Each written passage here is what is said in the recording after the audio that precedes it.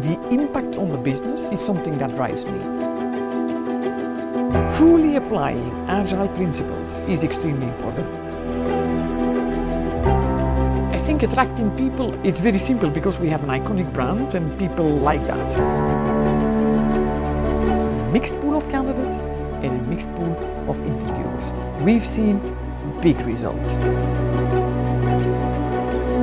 If these 50% women don't speak up, your environment is not diverse. And as a leader, I really try to make sure that all people speak up.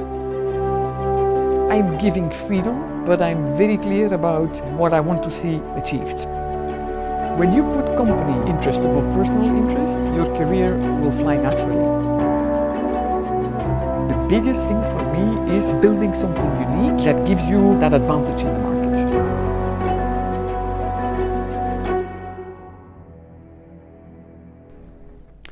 This is CIONET TV. My name is Hendrik Deckers, and today I'm here with Sabine Everaet at the European headquarters of Coca-Cola.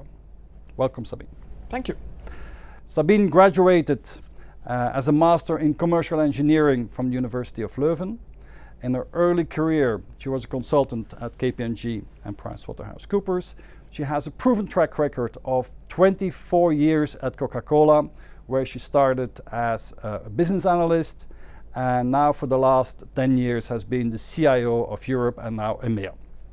In 2011, Sabine was awarded Belgian CIO of the Year as the first woman ever, and she's strongly committed to women and career opportunities and is the chair for Coca-Cola Enterprise Women's Leadership Council. Again, Sabine, welcome and thank you for hosting us in your beautiful location here. A pleasure. And so what I would like to start with is, you told me about your outlet segmentation project as a very nice example of doing innovative things with IT and digital. Can you talk a little bit about that? Yeah, so I think about 2 years ago, we started working with all our business units and our bottling partners, understanding what was important to digitize our enterprise. And one of the things that came out was we need to become a more data-driven company, and as such we need to build out our platforms around advanced analytics. So how do you do that? I mean, it sounds like an easy task, but in a global company as we are, it's quite a challenging task. So what we started to do in Europe, so in Western Europe specifically, is we have kicked off a big program with our bottler in Western Europe. And the purpose actually of that program was threefold. So in the first place, we were looking at if we want to do things more in the future together, Coca-Cola company and bottler, would it be good to have a common infrastructure, a common platform that is allowing us to think more ecosystem partnership as it comes to sharing data, analyzing shared data, etc. So we've built out a common infrastructure. We're using the same tools now that is allowing us to work a lot more together. So that is done. And we're actually having the full Microsoft Azure environment to do so. Okay. The second objective of that program was, if we want to do advanced analytics in a more sustainable manner, we will have to set up an organization with the right people, the right capabilities, the right governance process to make that happen on an ongoing basis. And we didn't want to spend money for a one-off thing. So we've built a whole operating model. We've really laid out all the roles we need on the company side, on the bottler side, on the IT side, on the business side, to be able to do advanced analytics going forward in the future, right? And in that context, actually, from an EMEA IT perspective, we have set up an advanced analytics hub in Sofia. So we have a team that is a bit bigger than 10 people now, with data scientists, data engineers, even visualization engineers to help the business interpret the insights. So that is set up on our side. The third objective of that program was, if we are able to set up, we have the right infrastructure and we have the right capabilities in place, can we pilot 2 use cases to prove that these things make sense going forward? So we have set up 2 use cases, or 2, what we call it use cases. It's actually 2 business questions we're trying to answer. And the first one is specifically for Barcelona, where we're looking at 18,000 outlets. So an outlet for us could be a bar, a restaurant, or could be a traditional store actually. Yeah. And what we're trying to look at is, rather than thinking about data we have from the past and analyzing data from the past, is more looking at, if we add a lot more data sources and variables to the outlet, will we have a different view of the potential of the outlet rather than just looking at what we sold in the past? And what kind of extra data is that? So when we're thinking about extra data, this is really, it's external data from TripAdvisor, it's data from Facebook, it's around events that take place around these outlets, it's even weather data, predictions around that, etc. So we're adding all these external sources, and then we're looking at a totally different way to these outlets. Now, the thing is, where we used to classify our outlets in the past into gold, silver, bronze, you know, that's the way we visit them. So we would visit the golden ones more than the bronze ones. Yeah. But what we've seen now is we're looking at the potential, is that the bronze ones might actually have a bigger potential than the golden ones. So the complex thing now is, as we've done the test for the 18,000 outlets, is to truly change the way we operate. So embedding the insights into the new business processes is actually the biggest challenge. Okay. So, and I think as an IT organization, you can easily drive lots of use cases and answer lots of business questions, but the business needs to be able to follow in embedding the change into the day-to-day operations. Now, it's been a nice project. We've done a similar one in Germany, actually, that was more around making sure, as we launch new products, that the conversion rates in the outlets was highest. Similarly as the one in Barcelona, the uplift in the business is quite significant. And we're very proud because it's been very IT driven. I think we had a bit of issues in the beginning to bring the business on board. They were like, what are you trying to achieve, Sabine? But after a while they said, now we see the results. We really understand what you're after. So I think that's been good, and at the same time we've been able to influence our senior leaders as well, and they are really grasping now what it means to collect data and to use it for growing the business. Okay, so the project came out of the IT departments that we want to build an infrastructure and a process. Absolutely. And do the learning for advanced analytics. And this, we think, is a great use case for this, and so we're going to drive this. Yes, absolutely. It's been completely IT driven, but as you demonstrate business benefits, you get the business easily around you and supporting the initiative. Yeah. And it's been a bit complex as well, because it's not something you can just do on the side of the Coca-Cola company. So we're a marketing company, and we make concentrate and we sell it to our bottling partners. But we really had to collaborate with a different organization, different IT department, and at the same time we had to work with our corporate colleagues as well, because we're still using standard platforms. And their support for these big initiatives is actually very, very crucial. And what was their reaction? Because did they see this coming, or? Well, actually, we have what we call a system IT board, where the CIOs of the bigger bottlers come together twice a year with our global CIO and the regional CIOs like myself. And as part of that meeting, actually, we had decided that the bottler in Western Europe, which is actually the biggest one in the world from a revenue perspective, would work with us and lead this piece on behalf of the world. So the purpose now is that the algorithms we've built, the governance model we've built, the platform that we have designed, that this is the example for the rest of the world. And now we start working, we do a similar project in Nigeria. And for the whole of EMEA, for example, we have a project which we call Revenue Growth Management, which is basically building algorithms around assortment optimization, price elasticity, etc. And we're building that on the same analytics platform as well. And that is something we're spreading around the world as well. So if I understand it correctly, the Coca-Cola company is not only providing the concentrates and the marketing, but now also the insights and to do better business, to be more profitable, more effective in the business of the bottlers. Yes, but we're providing leadership there, but if you look at the way we collaborated with the bottler here in Western Europe, it's a very strong big bottler. It was an equal collaboration, I would say. Yeah. But obviously what we're trying to do is build a catalog of algorithms that we can share with other bottlers that are less powerful, that have less means to do these type of things. So our role is a bit dual from that perspective. Okay, very interesting. And the revenue growth management was more about, what was that, the purpose of that? So the revenue, we have done a very big program in EMEA in the top 21 markets. So EMEA is like 122 countries, but we have 21 top markets that are closely watched even by our senior leaders in Atlanta. And so we worked with McKinsey actually in these top markets, and they've developed a 10-step process that is helping the markets drive revenue. We used to be volume focused, and actually we've changed the target in our company to be more revenue focused. And they're helping us go through that process, and actually they've built a set of tools that we have reverse engineered and that we are now deploying on our advanced analytics platform that is available for reuse by the other markets that are not necessarily the big markets, but that want to go through the same process. I think this is a very nice example how IT can be a driver of innovation and change and business in a large corporate, right? Absolutely.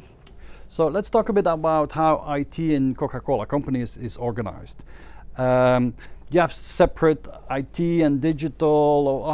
How is your team and your collaboration with the business organized here? I think I first need to explain how we're organized at corporate, because it's important to understand that. So we have a CIO, global CIO, who reports to the CEO. Our CEO used to be actually the boss of Europe, and he's a true engineer, and he really understands what it means to collect, store data, and apply big data for the good of the company. He truly understands that. So we have a global CIO reporting to him, and then we have a chief digital officer as well, but the chief digital officer is actually part of the chief growth function, as we call it, which has the global marketing function, the global digital function, the global customer function as well. So it's a bit broader than marketing. So we have a chief digital officer, and I'm working very closely with this person as well. When you look at that, we're working very closely with them because we built at worldwide level this digital framework I refer to. It's been there for 2 years, but we really use it for planning purposes, and we're trying to fit all of the initiatives in the different pillars of that digital framework. But then if you come to the field, like Europe, Middle East and Africa, we have 6 business units. Yeah?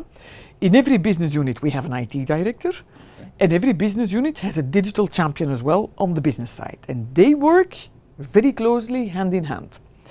What I have at EMEA level as well is I have like 3 towers. I call it towers, but they're very important people, and they are actually aligned with the structure of our digital framework. So one is responsible for digital marketing. The second one does more digitizing externally with our customers. Yeah, our customers is like Carrefour or Auchan. Yeah, consumers are the people drinking our products, which is seriously different. And then the third one is more around advanced analytics. Yeah, obviously there is back office work we need to do. There is infrastructure work we need to do, but these 3 pillars are the most important ones in our collaboration with the business. When you look at EMEA, what we're trying to do, obviously these people are connecting a lot with the functions at EMEA level, and then we have the people in the business units to drive the change. In our business, the P&L, the money, is at business unit level. So that's where the decisions are taken. It's very important. And we have an EMEA Digital Council where we share best practices, but we have formal steering committees for these 3 pillars that we actually drive and facilitate from an IT perspective, but we co-chair with marketing, we co-chair with the customer team, and we co-chair with the strategic function. So that's a bit the way we operate. So it sounds very integrated. It's extremely matrixed, I would say. Okay. Yeah. And your role, how would you describe your role in this matrix and this organization, and how has it changed over the last 10 years, 5 years, let's say? Yeah, I guess if you look at my role, I think there are 2 pieces that are extremely important. It's the connection with the business and defining the strategy, understanding how you apply new technology and make it relevant for your business. It's not just bringing the fancy stuff in, because it needs to be at the right time for the right business objective. So that's one piece of my role. The second piece for me is truly inspiring the teams and executing the promises you make. And I think it's constantly balancing between these two and setting expectations on the business side as well on what you can achieve. Yeah. So that is very important in terms of my role. Now, if you look at how things have changed the past 5 to 10 years, I think there is an internal factor that is important. You see a constant move of centralization, decentralization, insourcing, outsourcing, and all of that. I think it's nice after 18 years of restructuring that we can now start building up internal capabilities again. So I'm building quite a big team in Sofia. We're like 130 people now. We're supposed to be 200 in several months from now. But we have the opportunity to build something up, which is a very positive feeling after having laid off many people, to be honest, and outsourced a lot. So there is that internal factor that changes your role drastically, but obviously there is the external factor as well, where you have the quick change of technology. So applying the technology in your traditional business is something to watch out. But I guess the biggest change is all these big companies that are disrupting the traditional industries and that work a lot more in ecosystems. They take a lot more partnerships within a bigger unit. They use technology at the basis of their business, and that's one of the most things that we need to watch out and where we have a role to play as to what does it mean for our company. Yeah. For our traditional business, how can it generate extra revenues? And how do we fit in that bigger ecosystem and where can we build partnerships for the future? How could, Coca-Cola is a traditional company. How could the Coca-Cola model be disrupted? Because it's not something that you can replace with an app. We cannot replace it with an app, and we always have a physical product. Absolutely, absolutely true.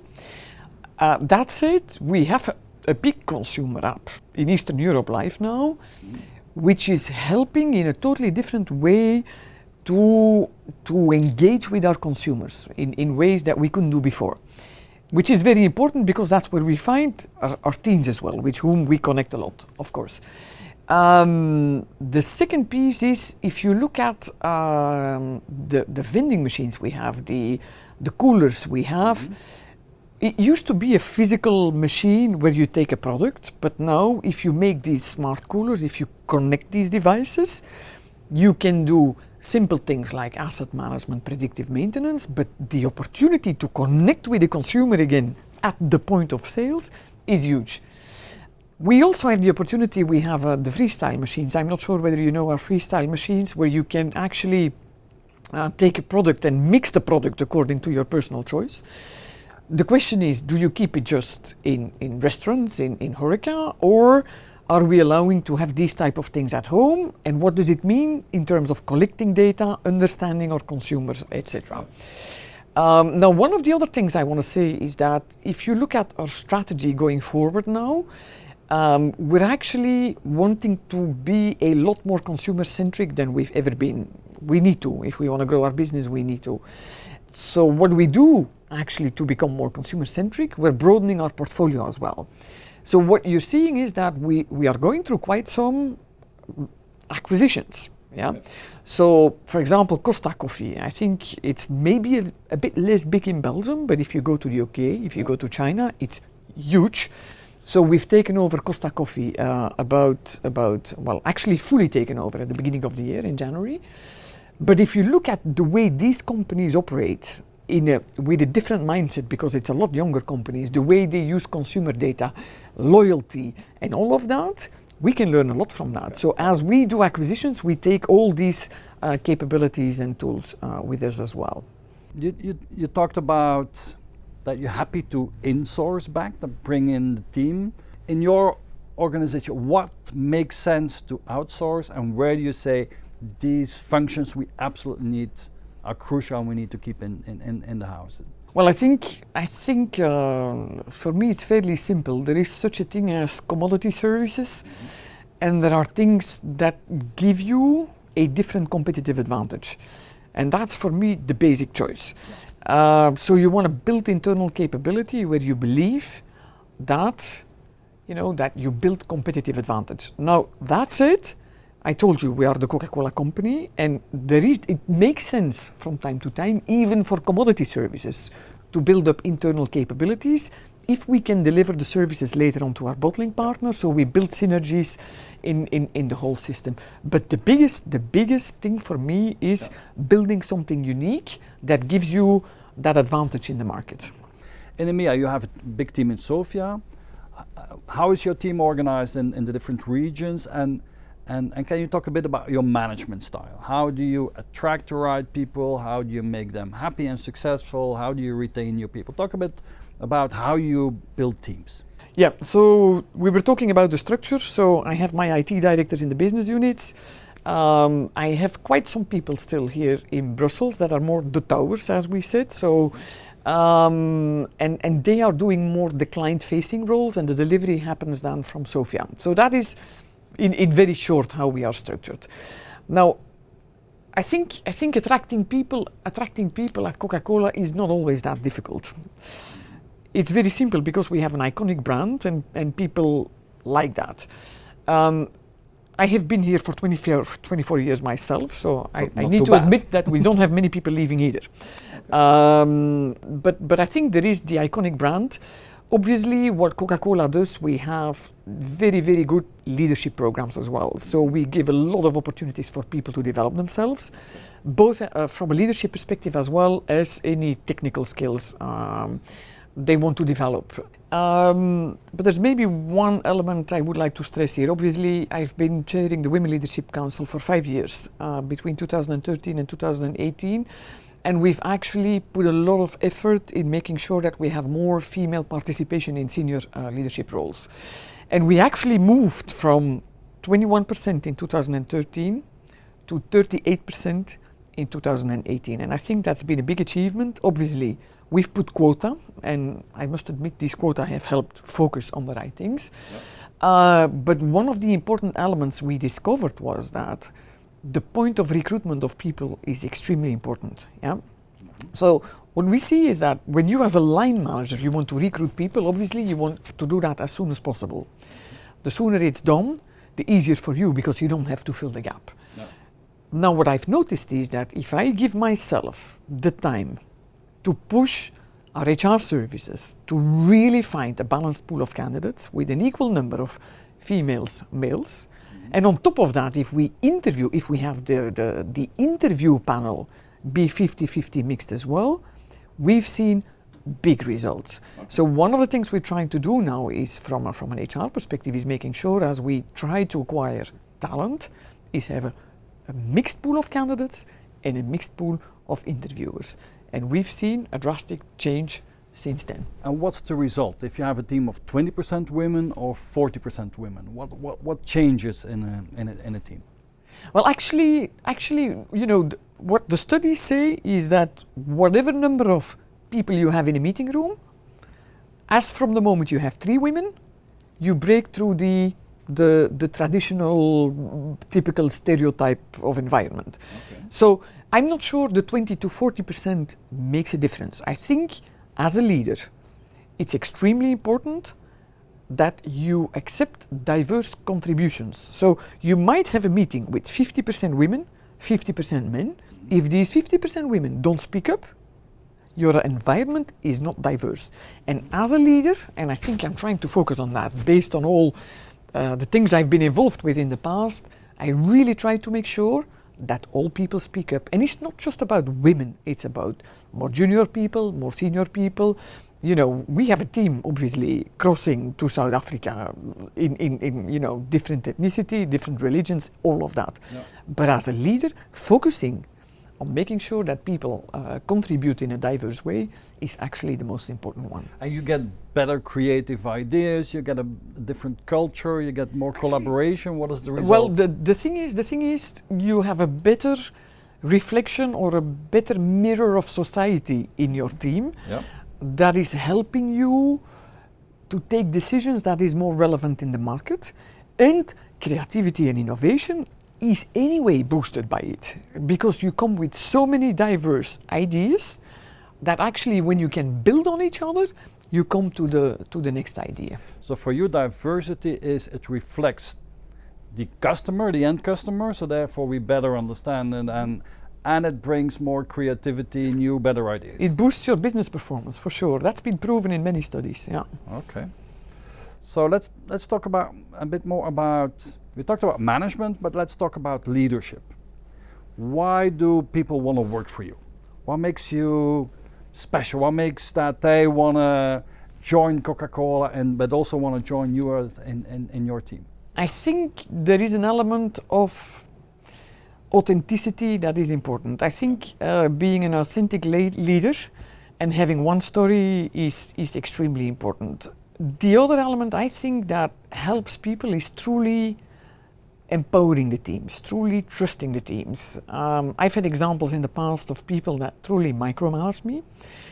I'm not a fan of that. I really struggle with that, to be honest. So I'm giving freedom to the teams, but I'm very clear about what I want to see achieved. So it's more about working with them on the direction, but then letting them define how they achieve the goal.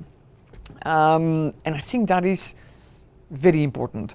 And one of the things that inspired me as a leader, that helped me, is I'm actually very keen on helping people, developing people, making sure they grow, etc. And that's something that I think I bring to the teams. You know, when you look at the engagement survey, actually, I was very proud of that.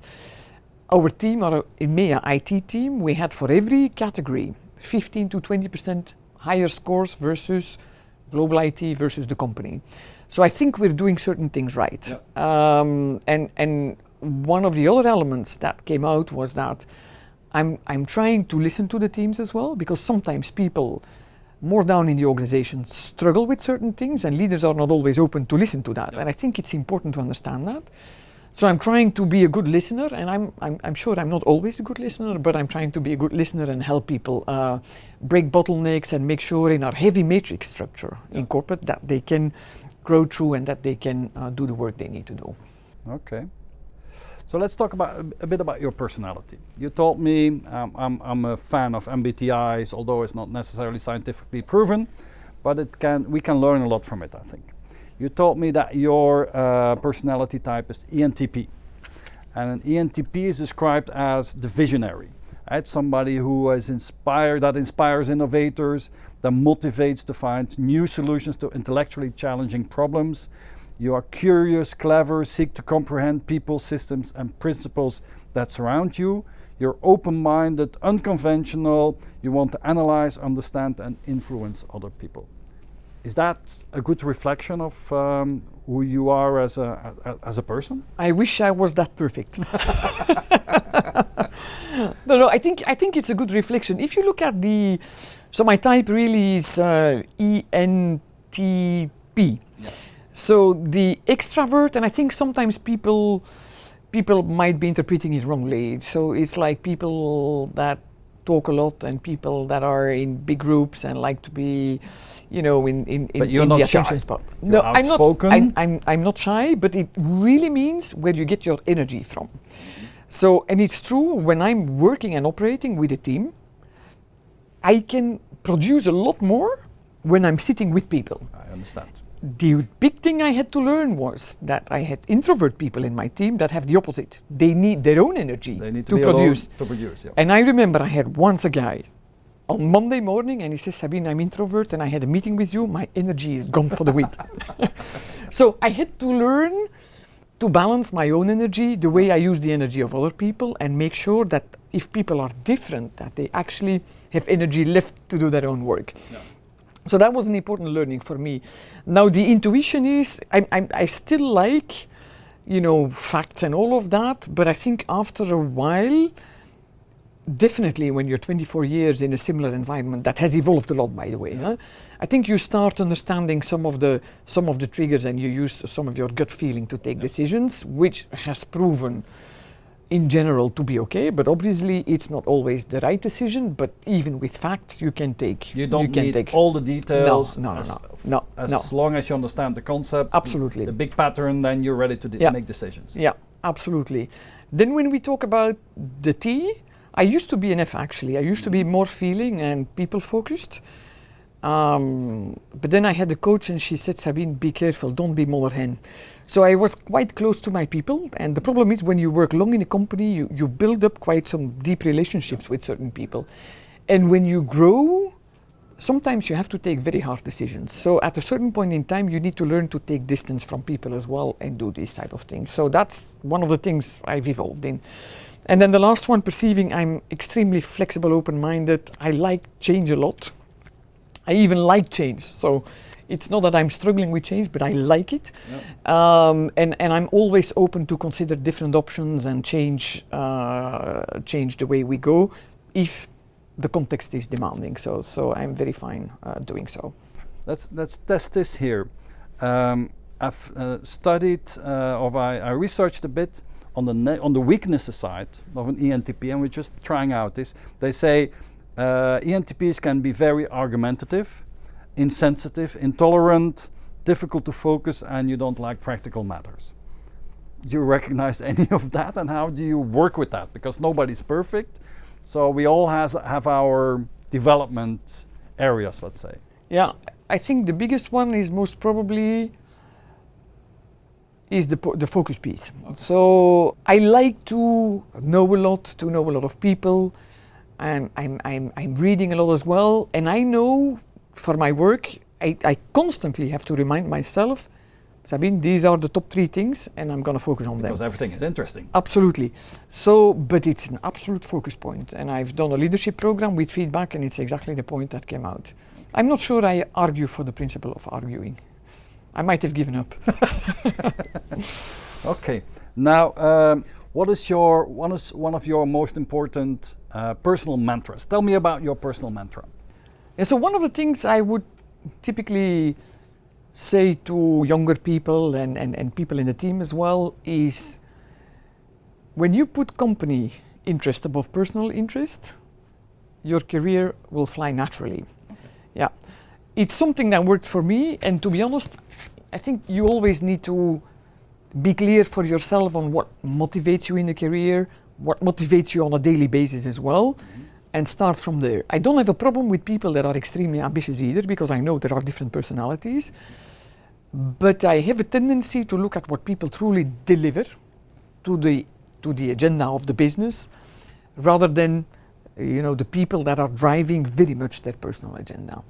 So that's one thing. And I think the second one I've said multiple times to people is embrace change. Okay. So there's a lot of change internally, externally, and really when you go through change, trying to understand what is happening, why is it happening, what's my place in this, how can I help it, and be truly resilient has helped many people. But you like change as an yes. ENTP, you thrive on change. Yeah. But most people don't. So how can you help them to embrace that change? How do you do that?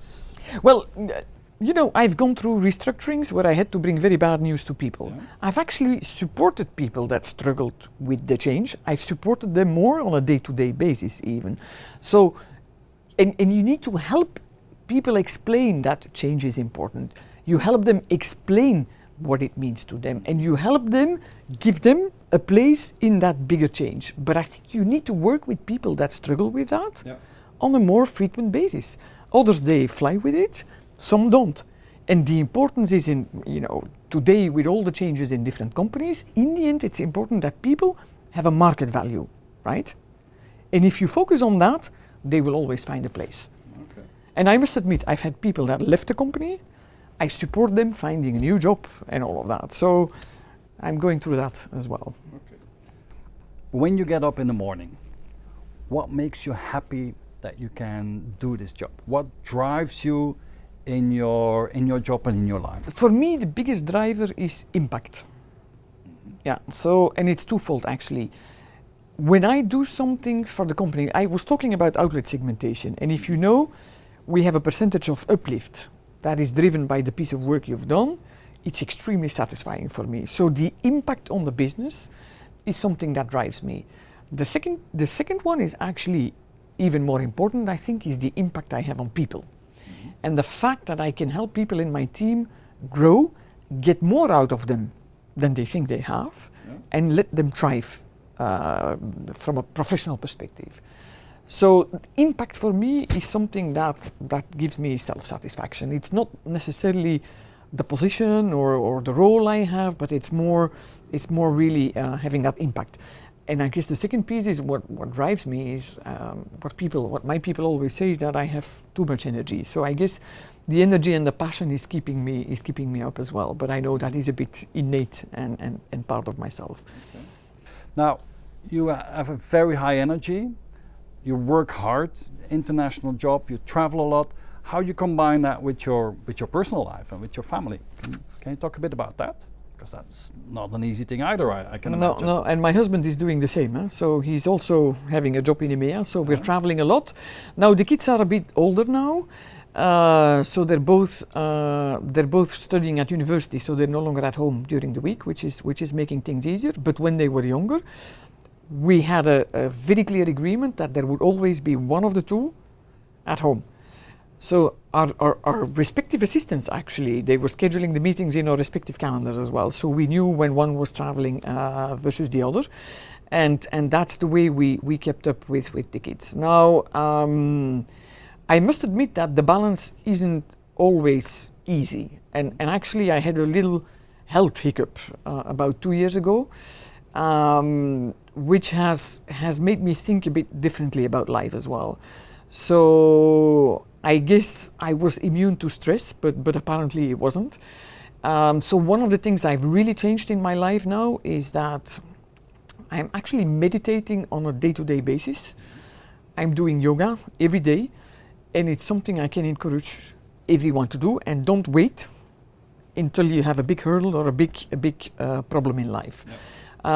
And it's really helping you to come to yourself, to focus as well. So that's one of the things that helped me in my professional life as well.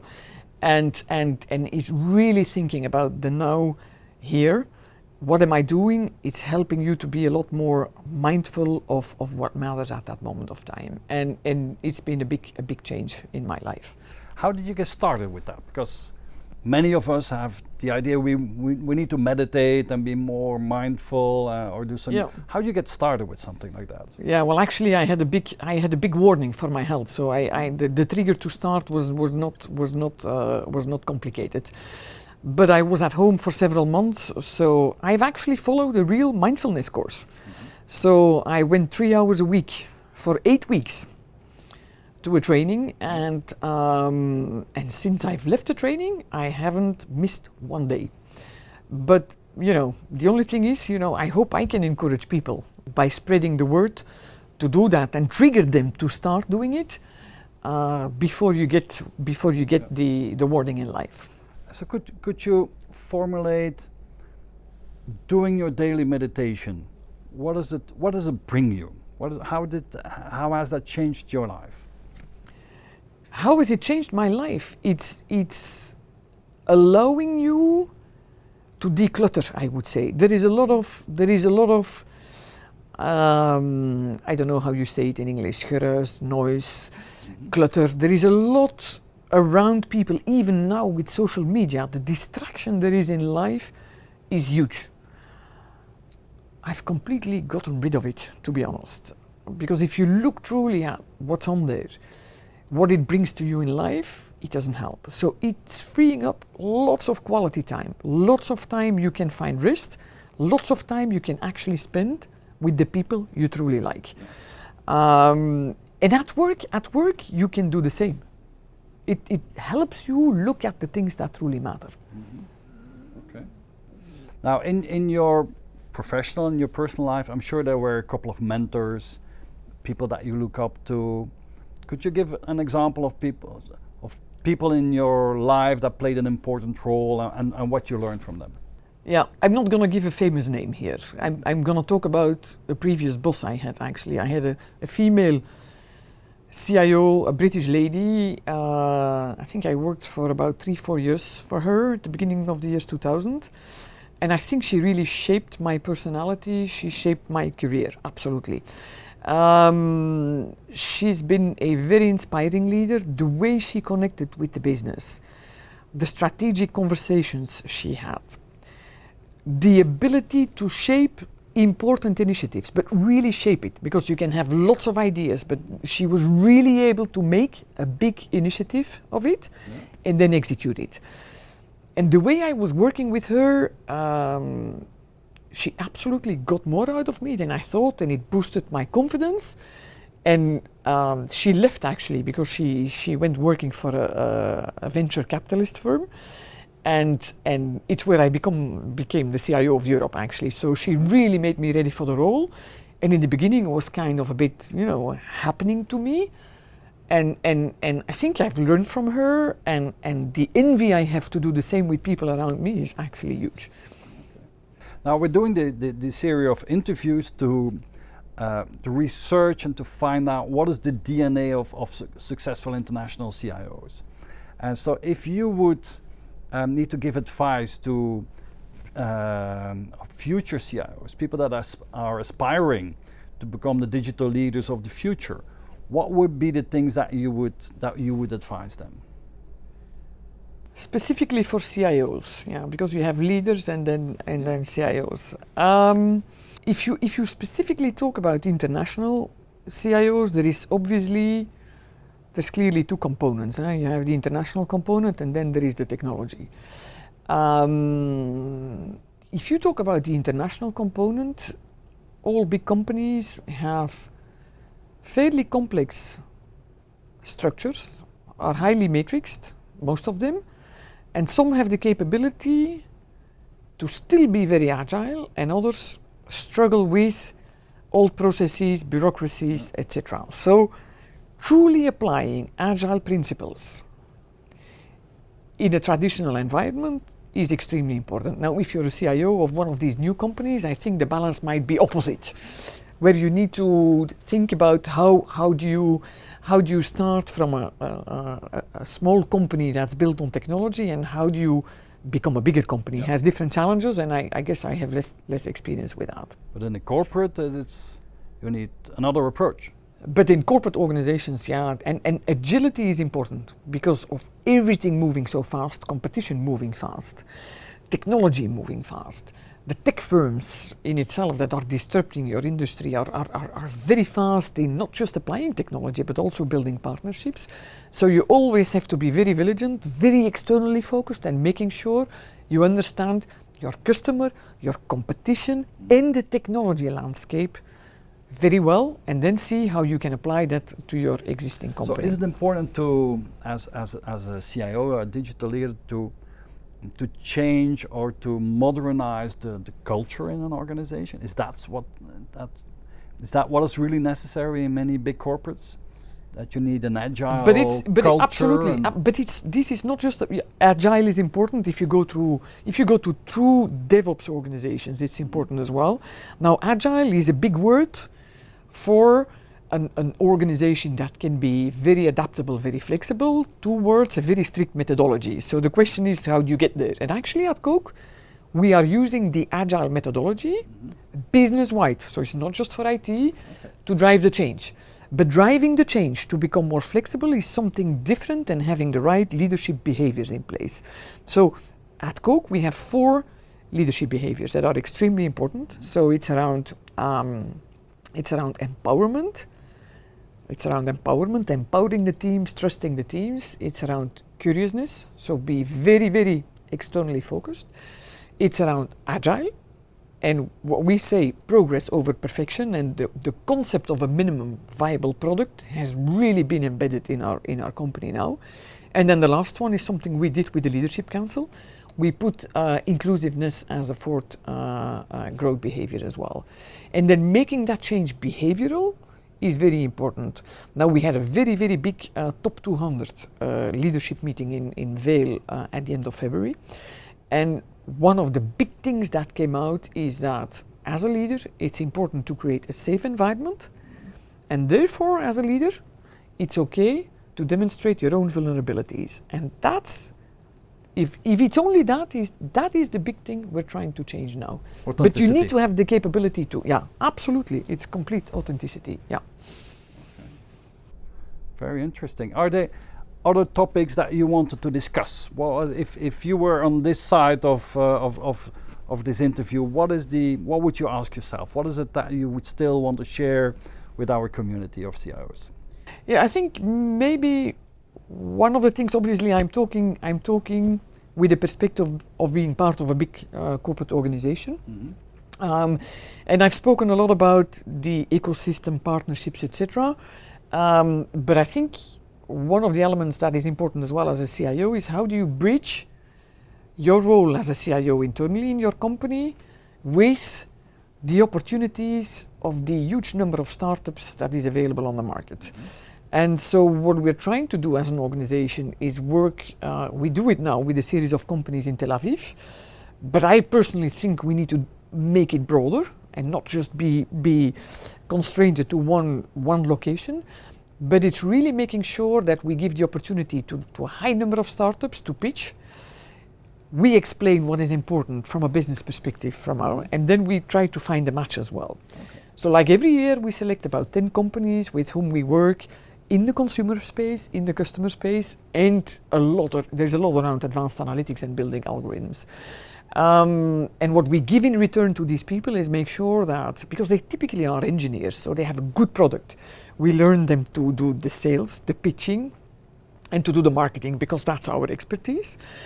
And if there is a good match, actually we get a sort of exclusivity in return. Obviously not eternal, because that doesn't make them viable either. But that's one of the elements that is important. And I think bridging these things, working with governance, working with startups, even education systems, and bridging all of that is important if you want to leave a legacy more in a society. Okay. So coming to the end of this conversation, thank you very much. I'm trying to see if we could.